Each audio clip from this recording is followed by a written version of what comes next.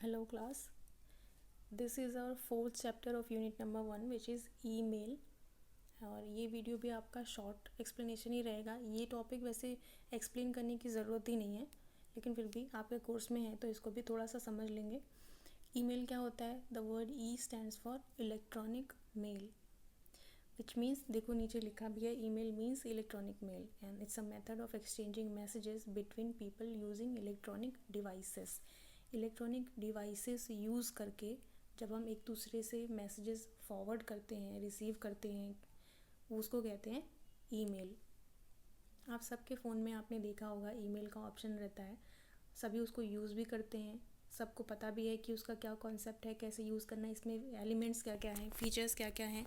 तो ये वीडियो देखने के बाद में आप सभी अपने अपने फ़ोन में अपना ईमेल वाला ऑप्शन खोलेंगे और उसमें जितने भी ऑप्शंस दिए गए हैं उस ऑप्शन का कौन से वाले उसमें जो आइकन बने हैं, जितने भी पॉइंट्स हैं, पॉइंट्स का मतलब है कि जो अगर 3 बिंदियाँ दी गई हैं तो उसमें क्लिक कर देखेंगे उसका क्या मतलब है, और जो सेंड के लिए जो साइन बना होता है वो उस आइकन का क्या मीनिंग है, उसमें और क्या ऑप्शंस हैं, अटैचमेंट जो है वो देख लेंगे। So let's move on. Email, the very first use of email started 1960s में इसका यूज़ शुरू हो गया था, लेकिन फुल फ्लैश्ड होते होते इसको समय कितना लग गया, 70s तक ये पूरी तरह से ढंग से यूज़ होना शुरू है। जैसे हम अभी आप इसको हम और आप देख रहे हैं एक larger scale of audience use कर रही है, तो वैसे ही इसको थोड़ा सा लोगों के बीच में पॉपुलर होने में और लोगों को समझने में और इसका यूज़ कह सकते हैं कि जब प्रॉपर होने लग गया था वो जो समय था वो था 1970s। Mail is similar two letters that was earlier send by post. अगर हम अपनी जनरल भाषा में बात करेंगे तो ईमेल क्या होता है, तो वही एक जो पहले चिट्ठियाँ आया करती थी वही चीज़ है, लेटर्स जो आते थे, that is the same thing. उसको हम यहाँ पे किस तरह से भेज रहे हैं, इलेक्ट्रॉनिक मीडियम से भेज रहे हैं। जैसे हमारा ओपैक वाला एक टॉपिक हमने पढ़ा था, ओपैक को अगर एम ओपैक कहेंगे तो क्या होगा, मोबाइल ओपैक बन जाएगा। यानी वही कैटलॉग की सर्विस जो हमारे लाइब्रेरी में फ़िज़िकल फॉर्म में थी, कार्ड के फॉर्म में, वो कंप्यूटराइज हो गई, फिर वो हमने मोबाइल में डाल दी तो वो एम ओपैक बन गया, उसी के मॉडल्स को। वैसे ही हम लोग ईमेल्स के थ्रू लेटर्स जो पहले पोस्ट ऑफिस के थ्रू एक्सचेंज करते थे, वही सेम एक्टिविटी अब इलेक्ट्रॉनिक मीडियम के थ्रू होती रहती है। ये आपको एक पिक्चर दिख रही होगी यहाँ पे बनी हुई, सेंडर, रिसीवर, प्रोटोकॉल्स। ये जो चीज़ें लिखी हैं इसका क्या मतलब है, जब आप मैसेज सेंड करते हैं तब एक प्रोटोकॉल का मतलब है सेट ऑफ रूल्स काम करते हैं। जब आप रिसीव करते हैं तब दूसरी तरह के सेट ऑफ रूल्स काम करते हैं। जो सेट ऑफ रूल्स होते हैं जो आपकी ये इंटरेक्शन को, ये जो कम्युनिकेशन प्रोसेस है उसको चैनलाइज करते हैं, ऑपरेट करते हैं, उसको हम टेक्निकल लैंग्वेज में प्रोटोकॉल कहते हैं। अब ईमेल सर्वर क्या है?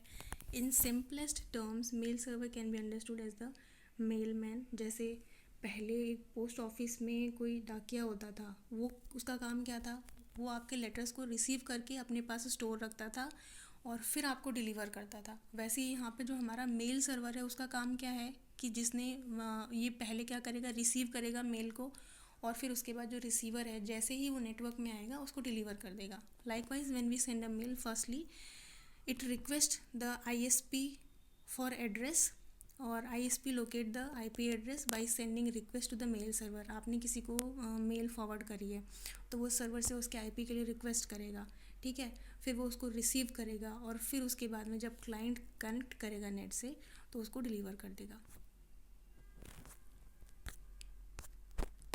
अब टाइप ऑफ मेल सर्वर्स क्या हैं?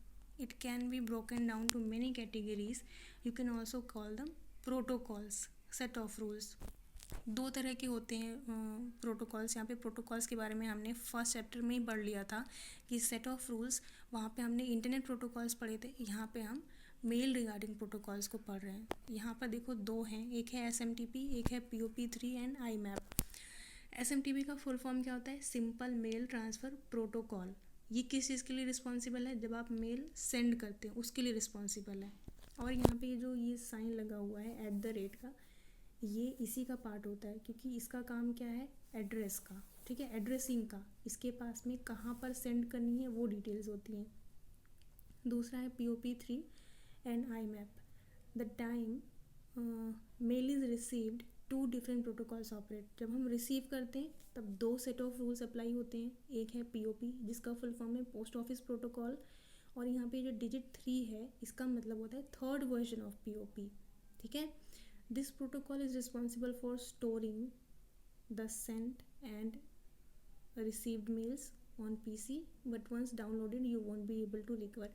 मतलब कि जो आपने मेल भेजी हैं या रिसीव करी हैं उसको ये अपने पास स्टोर करके रखेगा टिल द टाइम जब तक आपने सर्वर से डाउनलोड नहीं कर लिया। एक बार आपने डाउनलोड कर लिया तो ये वहाँ से डिलीट हो जाएगा। फिर IMAP internet message access protocol keep storing your mails to the server. ये इंटरनेट के थ्रू कनेक्ट करता है और आपके सर्वर पे आपकी मेल्स को स्टोर करने में हेल्प करता है। IP एड्रेस क्या है? टू सेंड और receive mail IP address is required. IP के मैंने आपको बता रखा है इंटरनेट प्रोटोकॉल इसका फुल फॉर्म होता है, और ये किसी भी डिवाइस का एड्रेस होता है जो एक न्यूमेरिकल वैल्यू होती है, जो कि यूनिक आइडेंटिफिकेशन होता है किसी भी डिवाइस का, जिससे एक डिवाइस दूसरे डिवाइस को पहचानता है, आपस में रिकग्नाइज करता है। Example, I am sending a mail to my friend from Yahoo mailing service. यहाँ पे मैंने दो मेलिंग सर्विसेज के नाम लिखे हुए हैं, दोनों अलग अलग हैं। तो अगर मैं एक सर्विस को यूज़ करके अपने किसी नोन को जो दूसरी सर्विस यूज़ करता है उसमें मेल भेजना चाहती हूँ, तो ये क्या करेंगे, पहले आपस में सर्वर को रिक्वेस्ट करेंगे ना कि मुझे इस पर्टिकुलर रिसीवर को भेजना है, तो मुझे उसका IP एड्रेस चाहिए। By using email we can share every document stored in a device. हमारे डिवाइस में जिस भी फॉर्मेट में इंफॉर्मेशन है हम उसको ईमेल के थ्रू या सिंपली मेल के थ्रू फॉरवर्ड कर सकते हैं किसी और को। Today's mail system are based on store and forward model.